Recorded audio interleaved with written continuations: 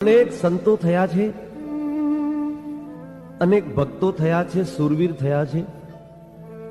અને એટલે તો કીધું છે કે જતી સતી અને સુરા ભગત ઈ ધરતીના ટકાવન હાર, પણ નવ ગાયા નવ સાંભળ્યા એના એળે ગયા અવતાર.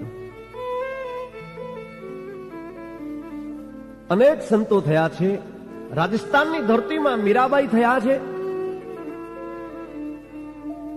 રૂપાદે માલદે થયા છે. પણ આપણે તો એવા જોગીની વાત કરવી છે કે જેણે અનેકનો ઉદ્ધાર કર્યો છે, અનેકના જીવનને તાર્યા છે. એવું રાજસ્થાનની ધરતીમાં એક રબારીનો દીકરો, ગામનું નામ છે લુણાવાસ અને જિલ્લા જોધપુર. એ જોધપુર જિલ્લાનું લુણાવાસ ગામમાં રબારીનો દીકરો ઘેટાને બકરા ચારે છે. પણ ઘેટા અને બકરા ચારતા ચારતા જંગલમાં એક શિવનું મંદિર જોયું અને શિવના મંદિરે રોજ પૂજા કરે છે. અભણ માણસ પણ એની ભાવના કેટલી! મહેશ કંઠ મુંડ માલ ડેરુ બાજ ડમરુ ભુજંગ કંઠ રુદ્ર ભાલ દેવ તુંડી ગંબરમ ભજુ હમેશ ભોળાનાથ ઓમ શિવ શંકરમ. એ ભગવાન શિવના મંત્ર ઉચ્ચાર કરે, ભગવાન શિવને રાજી કરવા માટે બિલીપત્ર ચડાવે અને લોટો પાણી ચડાવે. પણ એક દિવસની ઘટના છે ને, ભોળોનાથ પ્રસન્ન થઈ ગયો. રબારીના દીકરાને તેથી એટલું કીધું કે કંઈક માંગ. પણ રબારીનો દીકરો એટલું કીધું કે હું કોઈ દી માગું નહીં, મને તો ભોળાનાથના દર્શન થઈ ગયા, એ મારો આહુ ભાગ્ય છે. પણ ચંદ્રશેખરે ત્યાં તો પોતાની બુગલમાંથી એક આમ ફળ કાઢીને રબારીના દીકરાને આપ્યું કે આ ફળ તારી ધર્મ પત્નીને તું ખવડાવજે, અને તારે ત્યાં એવો દીકરો થશે ને કે જે શિવનો મારો અંશ અવતાર જન્મ લેશે. અને એ રબારીના દીકરાની શ્રદ્ધા જોઈને પોતાની ધર્મપત્નીને આવીને જ્યાં ફળ આપ્યું છે, પણ ધર્મપત્નીએ જ્યાં ફળ ખાધું ને ત્યાં તો 9 માસનો ગર્ભ રહ્યો. અને 9મા માસે બાળક જન્મ્યા, દદુંબી નગારા વાગે છે, આકાશમાંથી અબીલ ગુલાલ ઉડવા લાગ્યા છે. દેવતાઓએ જેનું સન્માન કર્યું છે અને એ સંતનું નામ પાડ્યું છે શિવગીરી મહારાજ. નાની ઉંમરથી ઘેટા બકરાને ચરાવવા માટે જાય અને ઘેટા બકરા ચરાવતા ચરાવતા ચરાવતા સંતના શબ્દો યાદ આવી ગયા, સાધુના શબ્દો. શિવ જેને પ્રસન્ન થઈ ગયા હોય, એકવાર જેના જીવનમાં શિવ પ્રાપ્ત થઈ ગયા હોય, એના જીવનને તો 4 ચાંદ લાગી જાય. ઈ આ હિન્દુસ્તાનની ધરતી, ઈ અમારી રાજસ્થાનની ધરતીમાં રબારીનો દીકરો દેવાસી અટક જેની કહેવાય, ઈ પરિવારની અંદર જન્મ લઈને 13 વર્ષની જ્યારે ઉંમર થઈ છે, ત્યારે એક ખેજડાના ઝાડ નીચે બેઠા બેઠા જાપ કરે છે, શિવને યાદ કર્યા છે. સવાલ યાદ આવ્યો છે, પણ ત્યાં તો ઘરે કેવા ન જાઓ, લાગે ને તો એક શબ્દમાં લાગી જાય, નહીતર વર્ષો નીકળી જાય. એ ઘરે કેવા નો રહ્યા, ઘેટા બકરાની સામે જોવા નો રહ્યા, અને 13 વર્ષની ઉંમરે બધું જ છોડીને શિવગરજી મહારાજ ત્યાંથી નીકળી ગયા.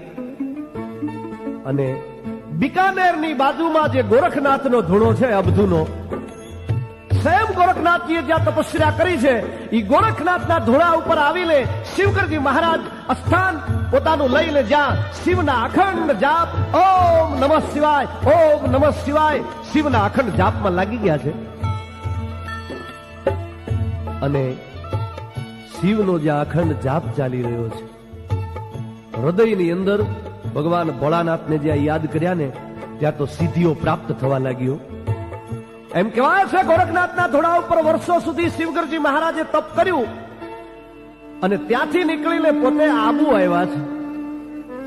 આબુની ધરતી સિદ્ધ સંતોની ધરતી છે. અનેક સંતો આબુરાજમાં થયા છે. એ આબુરાજની ધરતીમાં શિવગરજી મહારાજ એક જગ્યાએ સ્થાન લઈને, જેને ભોરિયા બાબાની ધૂણી કહેવામાં આવે છે, એ ભોરિયા બાબાની ધૂણી ઉપર કેટલાય વર્ષો સુધી અખંડ તપ કરીને અનેક સિદ્ધિઓને પ્રાપ્ત કરી છે. પછી તો જોત જોતાની અંદર બાપુનો પ્રચાર થવા લાગ્યો છે, માણસોને પરચા આપવા લાગ્યા છે. પાલનપુર તાલુકાનું જે ઇકબાલ ગઢ કહેવાય, એ ઇકબાલ ગઢના એક અગ્રવાલ શ્રીમંત પણ દુઃખમાં હારી ગયા. સંતનું શરણું લેને તો માણસના દુઃખ ટળી જાય, સાધુનું શરણું લેને તો માણસના દુઃખ ટળી જાય. એ સંતને ગોતતા ગોતતા ગોતતા જે આબુમાં આવ્યા છે, અને આબુની ધરતીમાં આવીને ભુરિયા બાવાના ધૂણા ઉપર જ્યાં આમ જોયું ને, ત્યાં તો આહા, જેની નલાડમાંથી સૂર્યનું જેમ ત્રિપુંડ નીકળતું હોય એમ શિવગરજી મહારાજનું લલાટ આમ સૂર્યના ઘોડ ચમકી રહ્યું છે. ત્રિપુંડ તાણેલું છે, લંગોટી ભગરી શોભી રહી છે, અને શ્રીમંત પગમાં લાકડી પડે એમ પડી ગયો. બાપુ, ઘણા સમયથી હું સંતોને ગોતવા માટે નીકળ્યો છું. બાપુ, મારો ઉદ્ધાર કરો. અને શિવગરજી મહારાજે આંખ ખોલીને માથે જ્યાં પોતાનો હસ્ત પધરાવ્યો, એ શ્રીમંતના ઉપર જ્યાં સિદ્ધ સંતે સિદ્ધિઓ પ્રાપ્ત કરીને જ્યારે હાથ મૂક્યો ને, ત્યાં તો એના એક એક રૂવાડાની અંદર કહેવાય છે કે નૂર પ્રગટ થવા લાગ્યું. અને શિવગરજી મહારાજ એને આશીર્વચન આપ્યા. પણ જોત જોતાની અંદર થોડા સમયની અંદર અબજો પતિ એ શ્રીમંત બની ગયા છે. અને એવામાં તો એક ધનજી ચૌધરી નામના એક ખેડૂત, જેને ખેતરમાં સર્પ દંશ થયો છે, બાપુની પાસે લઈને આવ્યા.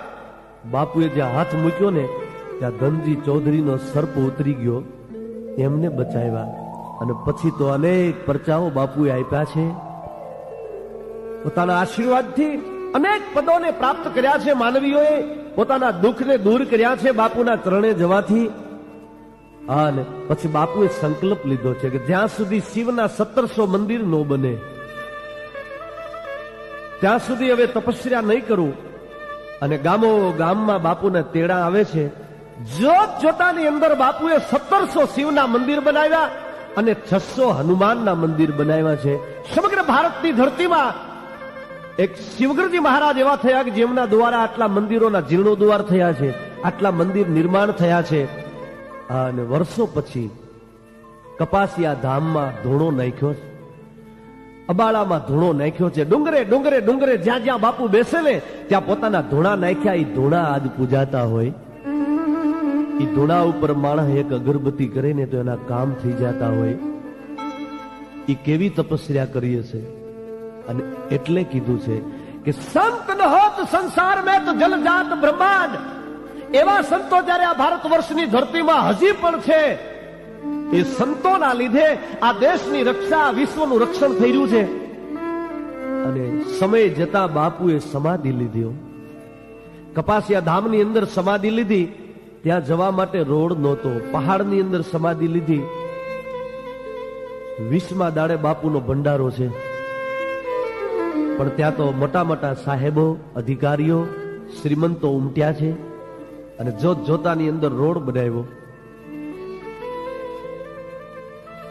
પાણી આવી ગયા, મંદિર તૈયાર થઈ ગયું. અત્યારે કરોડોના ખર્ચે બાપુની સમાધિ સુંદર શોભી રહી છે, એમાં મૂર્તિ શોભી રહી છે. અને એ કપાસિયા ધામનું નામ રાખવામાં આવ્યું છે શિવનગર. અને આજ એ સમાધિએ દર આસોવદ 11ના દિવસે મહાન મેળો ભરાય છે. એ મેળાની અંદર અનેક સિદ્ધ સંતો આજ પણ આવે છે. તો એ શિવગીરી બાપુ કે જેણે અનેકનો ઉદ્ધાર કર્યો છે, એની સમાધિના આપણે ગુણ ગાયા છે.